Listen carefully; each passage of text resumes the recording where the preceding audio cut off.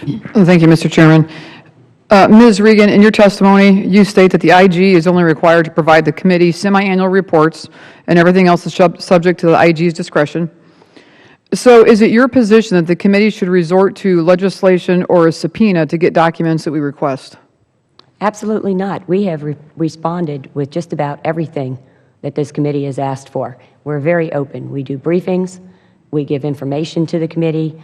We keep them updated. We give them copies of the reports before they're made public. There are some reports that are even going to be listed on the website as restricted. There's a briefing ahead of time.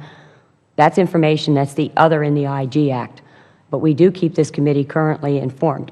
We have not taken the position that we don't have to say anything or we don't have to give anything else.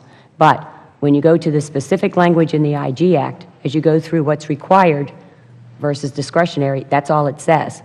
And we do keep this committee fully informed. You know, I've only been on the committee 3 years. I'm one of the younger members of the committee, and it's amazed me when we put requests in for information as individual members or through the committee, and then sometimes, you know, just continually asking and asking and asking. I asked a question 7 months ago that I was just actually made aware of. We finally got the answer tonight before this hearing, 7 months. And I guess I would direct this to you, Ms. Bradley. You know, I had a horrible situation develop in my district last week. It was in Indianapolis VA hospital. And there was the medical center director who basically is in charge of administering the mental health programs, the lifelines to veterans who desperately need help and are often suicidal. She sent an email out mocking the veterans that she was charged to serve. And the photos that she sent in this email depicted a toy Christmas elf as a veteran pleading for anti-anxiety medication and then hanging himself with a strand of Christmas lights. The employee in question has been placed on paid administrative leave and will eventually be coming back to work. The medical center director is telling me that they have responded, but he can't comment on any disciplinary actions, and I'm operating on his word. Because I only have his word, I need documentation they're responding appropriately. And for sure, this committee needs documentation that they're responding. So based on what I'm hearing tonight, you're telling me, or are you telling me, that if this committee wanted to see documentation in regards to the disciplinary handling of this employee in question, what we would need to do is to go to your headquarters, review documents on camera in the presence of a VA staff. Is that what you're saying if we wanted additional information on how this is handled? No, absolutely not. That's not what I've said for the entire. So what would be my step if, yeah, I guess, and let me just say this. Here's the caveat to this whole thing, is I've only been here 3 years, and it's been a disaster after disaster after disaster. And the reason I think folks like me are so passionate and can get emotional about this is because we're fighting in many cases, and I've had to do this myself with the new secretary, and he absolutely responded, as Representative O'Rourke mentioned. But we're fighting for the lives of people. I mean, I've been in life and death situations with veterans in my district.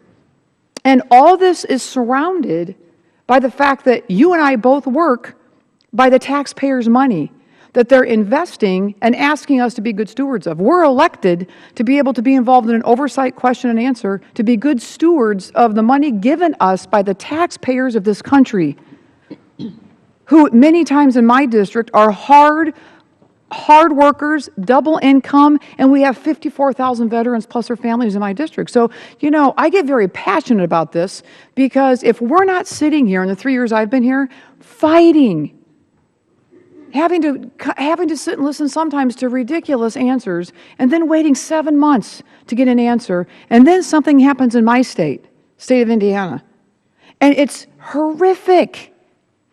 I think this employee should be fired.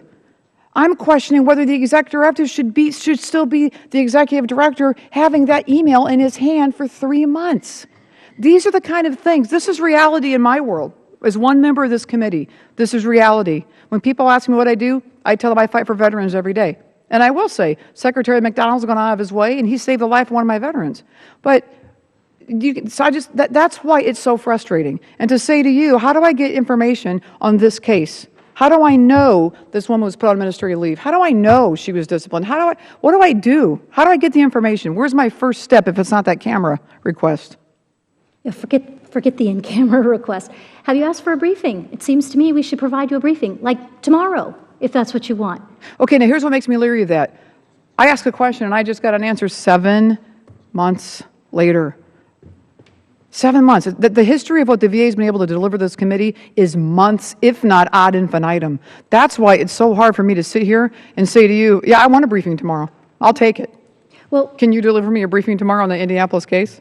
I think I can. All right, okay. I'm passionate, and I'm thrilled that you are passionate, and you have a right to get a briefing about this, like in real time. What time tomorrow, and how soon can you tell me what time? This is real news. This is real in our district, in our state, not my district, but certainly my state. My veterans go to that hospital. Right.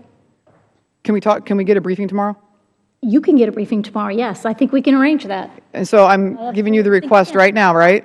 I appreciate it. Thanks. I yield back my time, Mr. Chairman.